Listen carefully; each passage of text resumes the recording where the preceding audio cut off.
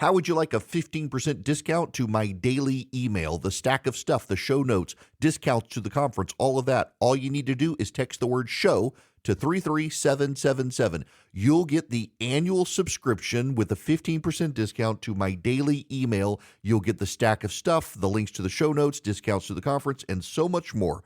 All you have to do is text the word show, S-H-O-W, to 33777. Text show to 33777.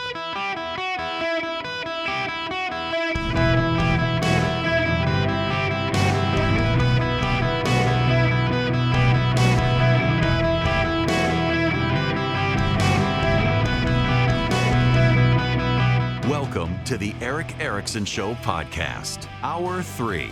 My fellow Americans, welcome to the Eric Erickson Show. The president is now meeting with European leaders and Volodymyr Zelensky at the White House behind closed doors. He says he will reach out to Vladimir Putin after conversations to figure out next steps to bring about peace in Ukraine, which he again insists there would have been no war had he been president instead of Joe Biden. And I suspect he is not wrong on that point. Also, Brian Glenn is a reporter at Real America Voices. That's the I think Steve Bannon thingy. And he's the guy who provoked the fight last time at the White House over Zelensky not wearing a suit and how disrespectful it was. There was a report out from Politico. Zelensky was going to go in with not really a suit this time. He actually was sharp enough. The president commented that he liked the style. And Brian Glenn points it out, and Zelensky replies to him, "You're in the same suit. You see, I've changed. You have not." Well played there by Zelensky. Now, I will keep our eye on this, but there's another story out there. And this one's kind of weird. And let me start this way. A lot of my friends within not just the theological community, but the conservative political community are very, very, very, very against IVF, in vitro fertilization. And I have serious, serious qualms with in vitro fertilization. However, I have multiple friends so desperate for kids, they used IVF. And I'm not going to sit here and tell you I don't have a problem with IVF, but I'm also not going to sit here and condemn the parents who so want kids that they go through IVF to have kids. It's a very difficult decision. What I think is just creepy, however, is where the left is headed with in vitro fertilization from where it already is. And it is problematic. So let me just give you this scenario. If I burn down a clinic that has fertilized eggs in a repository waiting for you, have I committed murder or not? Your answer to that says a lot about your worldview, because that's a life. It is a life in beginning forms. But that fertilized egg is a life. Life begins at conception. You may not recognize that life as a human being, but you can't really deny that life doesn't begin at conception. You can't believe it. I mean, you can believe it, I guess, but it is not true to say it's not life. The fertilized egg, the division of cells, it's beginning. It's life. It is a human being at the very beginning stage. So have I committed murder, or is it a property crime? How you answer that question will begin to shape your worldview on the issues. Over the last several weeks, a bunch of progressives got really outraged about Sydney Sweeney and her genes ad, that she's got good genes, and they were screaming that it was a play on eugenics. Now, you should know there was some nitpicking there, but what the left is now saying is nitpicking. MSNBC ran stories on it. Major left-wing media outlets ran stories criticizing Sydney Sweeney's sales at American Eagle Outfitters went up. Stores got packed as people went in from all the buzz. It got them the recognition. It was an ad campaign that was successful. But there were a lot of progressives upset about it, MSNBC and other left-wing outlets running critical ads. And now what happened was the left got such a black eye from it. They're like, oh, that was nut-picking. There's hardly anybody that was upset about it. MSNBC was running critical commentary on it, and that is your network. If Fox News ran critical commentary on something, you would wrap that article around the neck of conservatives and hang them with it. But MSNBC does. You're like, no one really cared. Yeah, because normal people didn't care and you got embarrassed, so you denied it. Had there been serious outrage enough, though, that Sydney Sweeney came out and apologized or American Eagle pulled the ad, you wouldn't have progressives coming out today and saying nobody cared. They would be taking the win. They were outraged. Not enough people were outraged, and so they've tried to walk back. So nobody was really outraged by that. Yeah, they were. And you know what they're not outraged by? They are not outraged by Orchid. Sydney Sweeney was not actually about eugenics. Orchid is. Let me just read you. This is an interview. Noor Siddiqui is the founder of Orchid. Ross Douthat interviewing her in the New York Times. This is how she describes it. What Orchid can do is it gives parents the power to protect their children before pregnancy begins. What happens today in IVF centers is they're operating essentially almost blind. This really, really critical decision about which embryo to transfer happens with extremely limited information. What happens is the embryo that looks best under the microscope kind of wins this morphology beauty contest and is often the one that's selected. Other times, there's a very limited genetic test that's offered that looks at a tiny fraction of genetic diseases that could affect a future baby.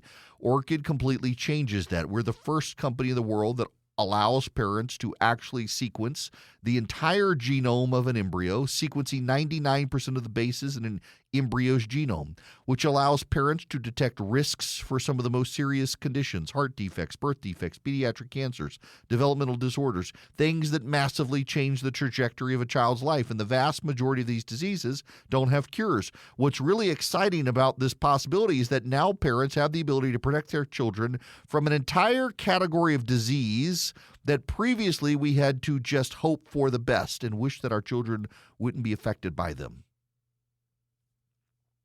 It's a heck of a spin, isn't it? But let's think about what she's actually advocating for.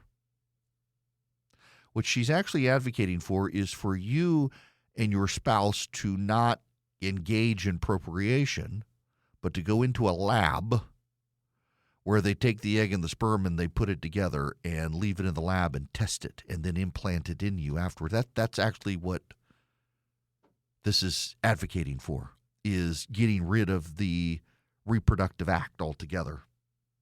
Where again, part of the problem with the sexual revolution and the fallout we've had in society over time is that we have separated the act from procreation. So now the reproductive act is what you do to have a good time. It's not actually to have kids. And there have been, whether you want to acknowledge it or not, societal fallout. And now this is the next step, where you engage in the reproductive act just to have a good time, but to have the kid, you go to the lab, you go to the hospital, and then they do the genetic testing to see whether or not you should kill the kid or not. But it's okay. It's just an embryonic stage kid, so it doesn't matter. It doesn't hurt anyone. They can't feel anything. You're just going to kill it. I take this one a little more personally than I should, in that we've had to do genetic testing on our child because my wife has genetic lung cancer. My wife, we waited for our kid to see.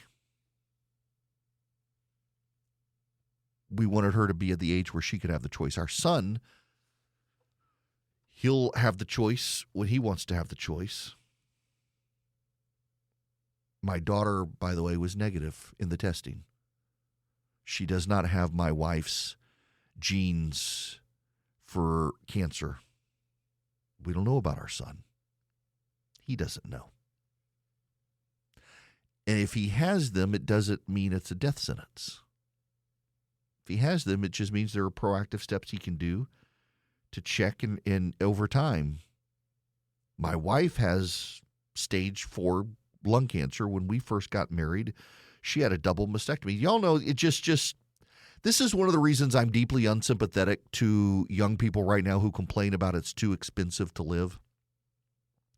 When we got married, we had to pay for my wife to have a double mastectomy because while she was, while we had some level of insurance, it was on her father's insurance. It was Cobra. We were paying a lot out of pocket.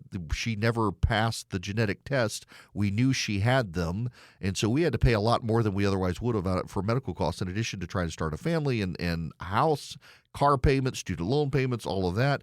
We are literally 3 months past our marriage in the hospital so my wife can have a double mastectomy. It turns out now my wife didn't have the genes for breast cancer. She had the genes for lung cancer. Her mom had the breast cancer genes, and her mom's sister had the lung cancer genes, and it's swapped. My wife's cousin has breast cancer. My wife has lung cancer. It's a swap within the family. I understand the desire to want to test your kids if you have something in the family, but you're trying to play God, and that never ends well. All the way back to the Tower of Babel, it does not end well when we as society try to play God, and this woman is bragging about it, and what it is eugenics. I see a guy on social media saying that isn't it weird how families of Down syndrome kids want other kids to have that disease? It's not a disease. Down syndrome, when you're calling a person with Down syndrome diseased, again, it's another step down the eugenics road. And all the people who are upset about Sydney Sweeney and her genes ad are being real quiet about actual eugenics. This is actual eugenics, and calling people diseased because they have Down syndrome. You don't want your child to be born with Down syndrome, but have you met someone with Down syndrome? There is an effort underway overseas to exterminate them. In Iceland, parents are all but required to exterminate their children. And talk to the number of parents who get the test back positive their child has Down syndrome and they give birth and their child doesn't. You know, it happens more often than not. That test is notorious for false positives. How many kids have been executed by their parents because of a false positive test? Ross Douthat engages with this woman in the test, but let me just read you this section. Let's say we decide to pursue the process. What happens next? We go through a cycle of IVF and produce some number of embryos, right? This is what she says. Yes. For people who aren't super familiar with IVF, the way that it works is that you're on medication for 10 to 14 days. What that medication does is it actually synchronizes the follicles in your ovaries, and what IVF does is it captures those eggs. If you're familiar with egg freezing and IVF are actually identical processes. The question is, when you tap those eggs at that retrieval, that happens typically between days 12 and 14. What do you do with the eggs? Do you go ahead and freeze them? Do you freeze them with your partner's sperm? Once you fertilize them with your partner's sperm, those embryos grow for 5 days. On day 5, there are 125 cells. If you choose to use Orchid, 5 of those cells get sent to Orchid's lab. The process to actually sample eggs from embryos you can think of as a haircut. The embryo has an outer membrane called the trapeculoderm. Those are the cells that are actually sampled. Basically, what's really powerful about Orchid is that instead of getting that really tiny amount of genetic information, you're able to actually get the entire genome and then use that to make really important decisions. Douthat asked, and this is called whole genome amplification? She says it's called whole genome sequencing. It's the first part of whole genome sequencing is amplification. Amplification means you're copying DNA. So you have a blood or a saliva sample, there's no need for amplification because of the minimum quantity of DNA. What we've invented is a new protocol, a new way to copy DNA. This is just downright creepy. Have you seen the movie Gattaca? So where are this heads? This is eugenics. And the people who are upset about the genes ad are okay with eugenics because they like the idea of designer babies, because it was all a bunch of wealthy white women who are upset about the Sydney Sweeney ad for the most part, and they're the ones who want the designer babies. It's a luxury item, a designer baby. It's always the rich who like eugenics. And here's an entire program catering to them where they can design their baby and kill the ones they don't like. pain-free to the parents and at the embryonic stage so the kids don't feel it. But again, if I go burn down an IVF clinic with fertilized eggs, have I committed a property crime or murder? Your worldview will take us down the road, one of which will be a dangerous path, and that's the one where you say it's a property crime. Now, the property crime, they don't want consequences for what they've done. Hello, my friends. It is Eric Erickson. The phone number is 877-973-7425, and that is such by habit because I don't have a phone screener today. He had a little outpatient procedure. I got a text from him. He's home and well now. We are keeping our eye on the White House. We're expecting European leaders to come out for a photo op with the president here shortly. We've got flags of all the European nations there. Zelensky is there. So we saw President Trump meet Volodymyr Zelensky at the front door of the White House. We have people on the right spreading a conspiracy theory that he showed up in a T-shirt. He didn't. He was in a suit. We have people on the left claiming that he showed up in Washington with no red carpet and no one to meet him. He literally showed up at the White House with the President of the United States at the front door. In fact, the picture that's circulating is from Zelensky going to Saudi Arabia last year. This is where we are. Neither side really cares about the truth. They care about just attacking each other. Well, elements of each just want to lie and stir the pot on stuff, which is just nonsensical. He had a good meeting at the White House. The president, by the way, is not ruling out sending troops to Ukraine. He has been asked point blank about this, and he says they want to give protection, and we will help them out on the issue of whether or not we send troops to Ukraine. He's not saying no. He's not saying yes, but he's not saying no.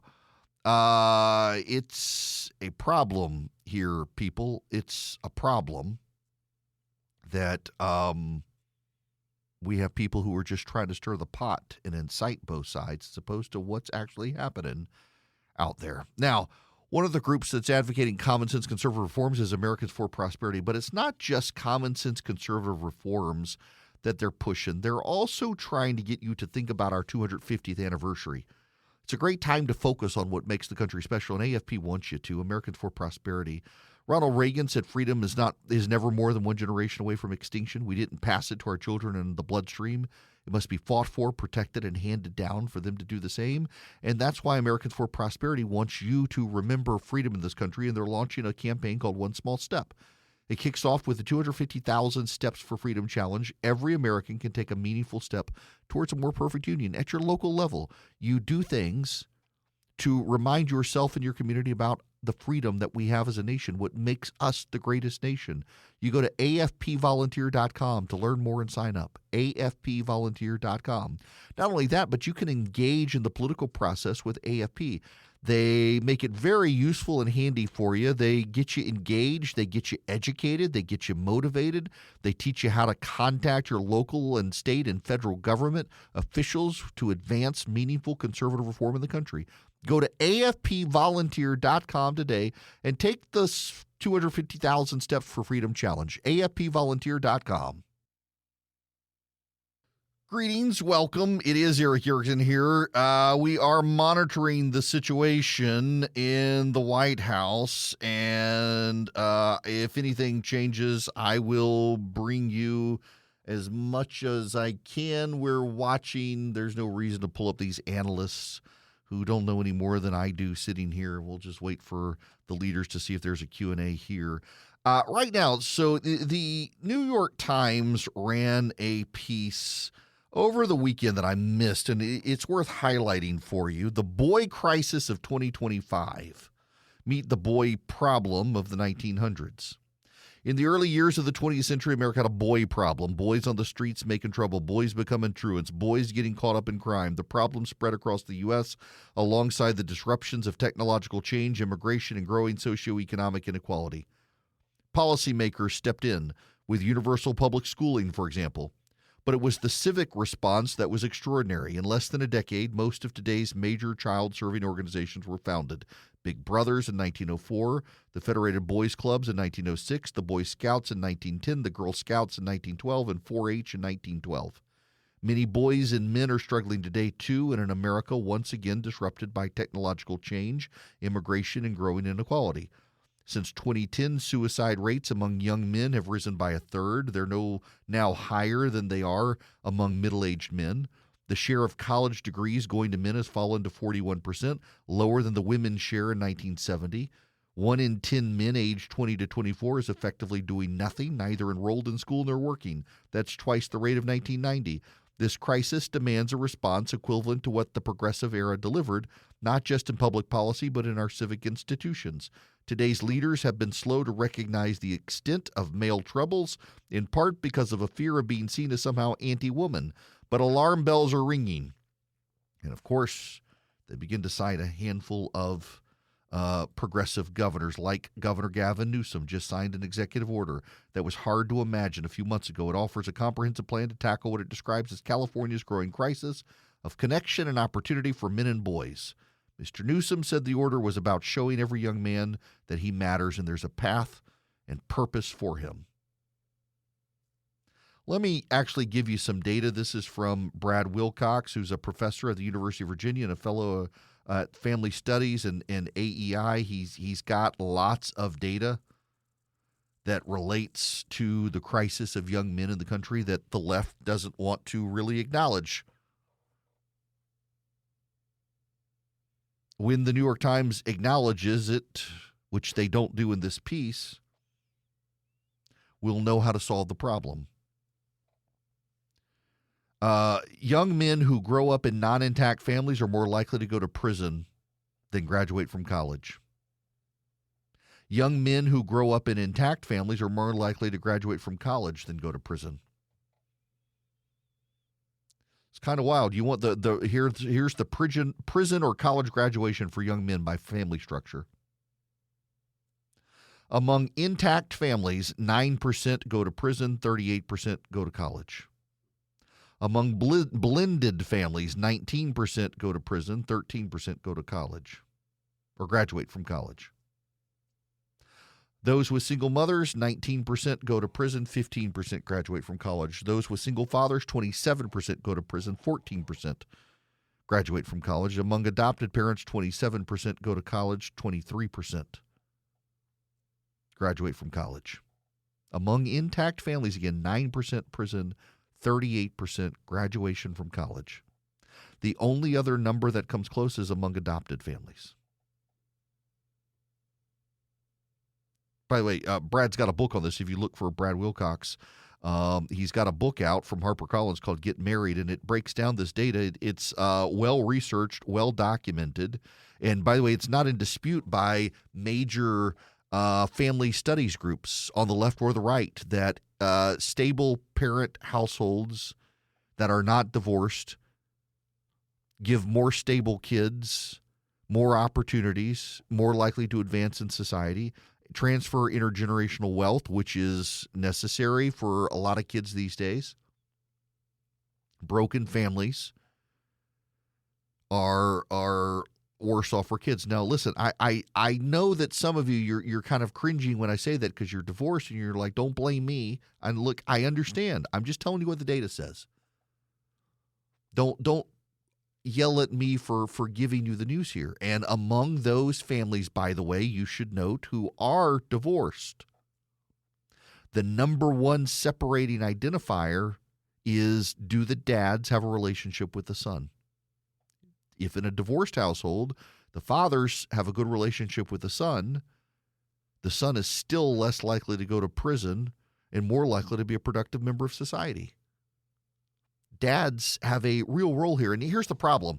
And I want you to know my experience because I talk about this, for example, on Father's Day. On Father's Day every year, I tend to talk about how, use the example of Noah and the ark. It was he found favor with God, and so his kids were able to be on the ark. It wasn't the kids, it was the dad. Dads matter. There has not been a year. I've done that. I have mentioned that for probably 10 years on radio. I have literally never done it without a mother emailing me angrily. What about the single moms? When I talk about moms for Mother's Day, I never get an email from an angry father. What about the dads? It is always a single mom who feels slighted or insulted. And I'm sorry, and I really am not trying to be belittling or insulting or anything like that. But if you can't recognize that dads matter, and yeah, there are some really crummy human beings who happen to become fathers in this world, and some of you women out there who are single moms have a really raw deal.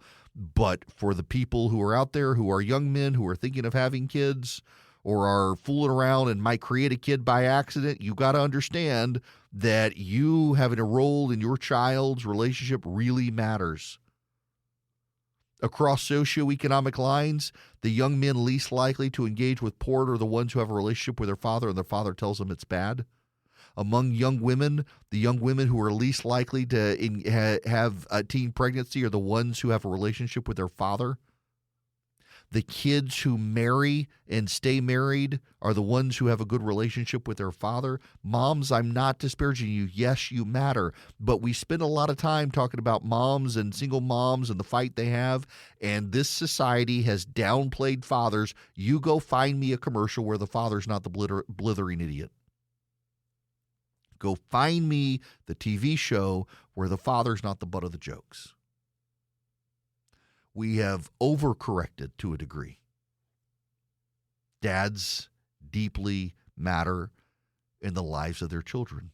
And by the way, parents combine moms and dads together. And of the kids from divorced households, those who have the best relationship and whose divorced parents have made a go of it to get along for the sake of the kid tend to have better outcomes than those who the divorced parents hate each other. But I'll tell you what Brad Wilcox's data says, and this is something a lot of you are going to send in hate mail about. But it's the data. Again, it's not me.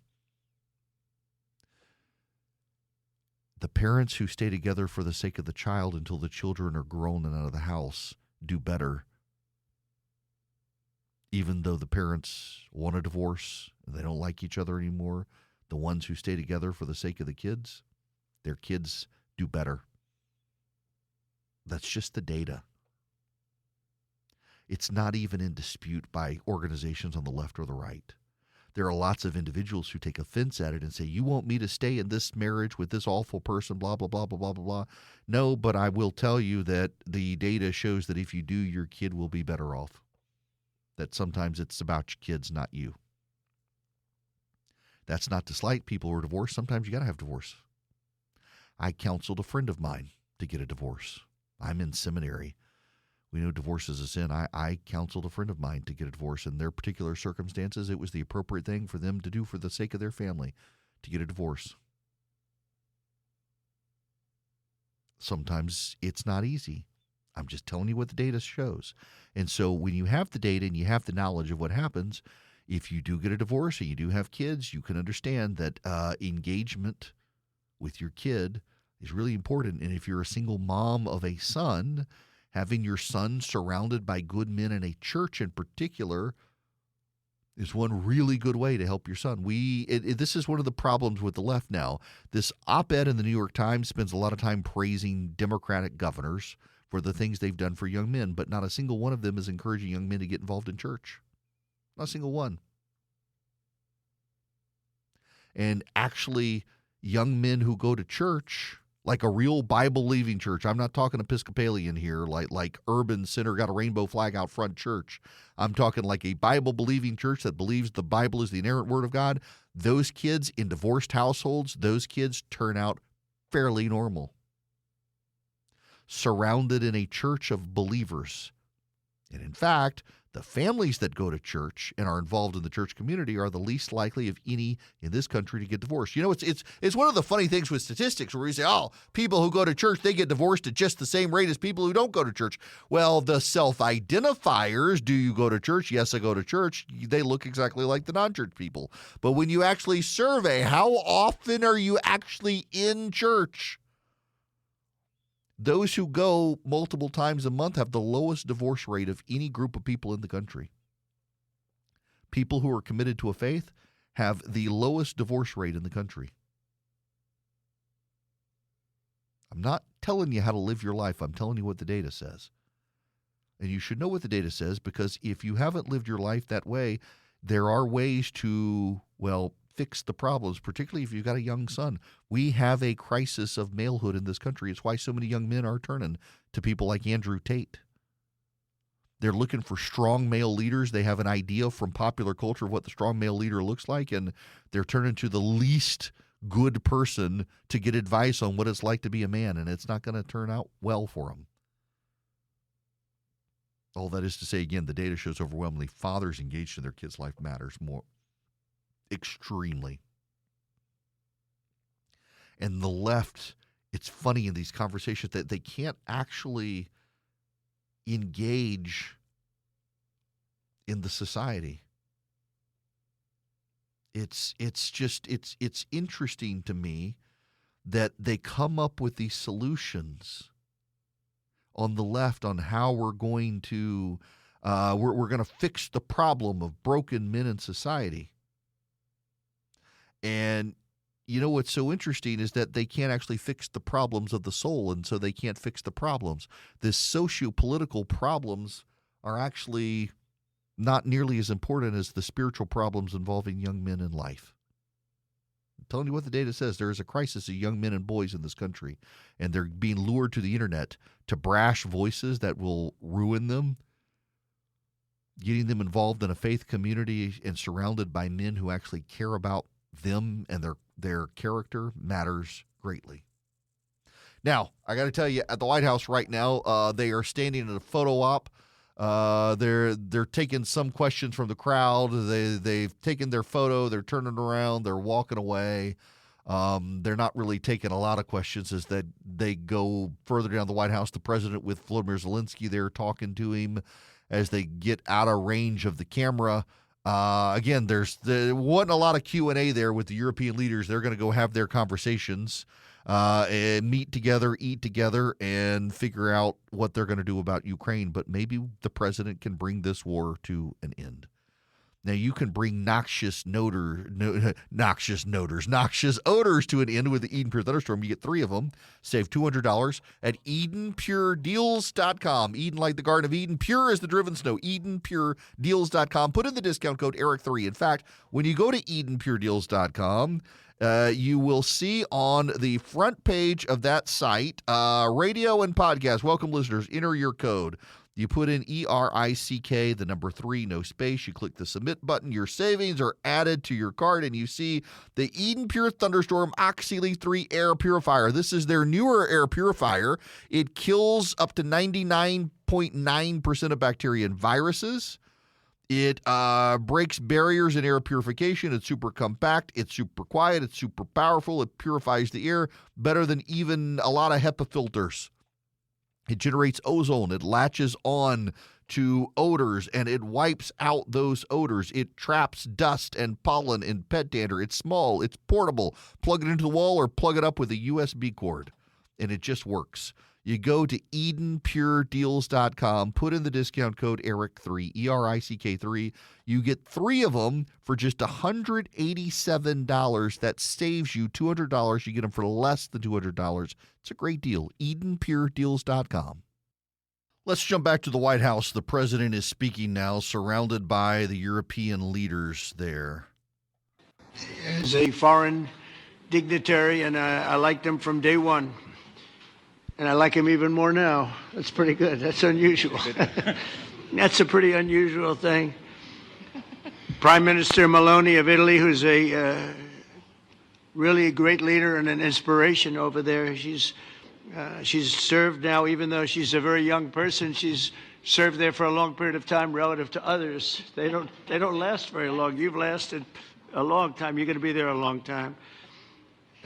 Chancellor Merz of Germany, who is a very strong person and a very strong leader and very highly respected in Germany.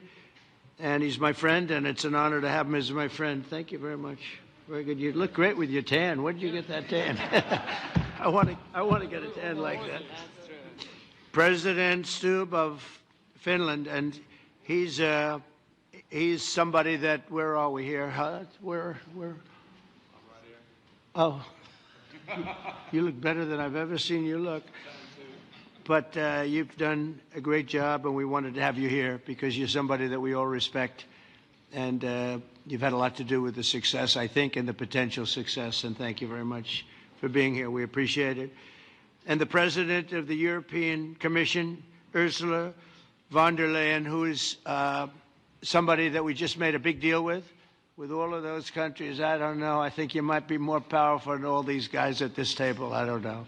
But we had a great negotiation, and you're respected all over the world. So I want to thank you very much for being here. It's a great honor to have you. The Alaska Summit reinforced my belief that while difficult, peace is within reach, and I believe that in a very significant step, President Putin agreed that Russia would accept security guarantees for Ukraine, and this is one of the key points that we need to consider, and we're going to be considering that at the table also, like who will do what, essentially. I'm optimistic that collectively we can reach an agreement that would deter any future aggression against Ukraine, and I actually think there won't be. I think that's even overrated, largely overrated, but we're going to find out. And I think that the European nations are going to take a lot of the burden. We're going to help them, and we're going to make it very secure. We also need to discuss the possible exchanges of territory, taking into consideration the current line of contact. That means the war zone, the war lines that are pretty obvious, very sad, actually, to look at them. And negotiating positions. President Putin also. You're listening to the president at the White House now as he begins a discussion in the East Room of the White House. They have a table set up surrounded by the European leaders for this discussion with Volodymyr Zelensky once they throw the press out of the room as they begin their negotiations here. It's going to be a very interesting, productive day at the White House. Probably more significant movement coming out of this than the summit in Alaska on Friday, where we do know that Putin is willing to suspend fighting in exchange for land guarantees, and he's okay with a security guarantee. The question is, will it involve American troops in Ukraine? Something the isolationists in the White House are opposed to, the Rubio faction supports.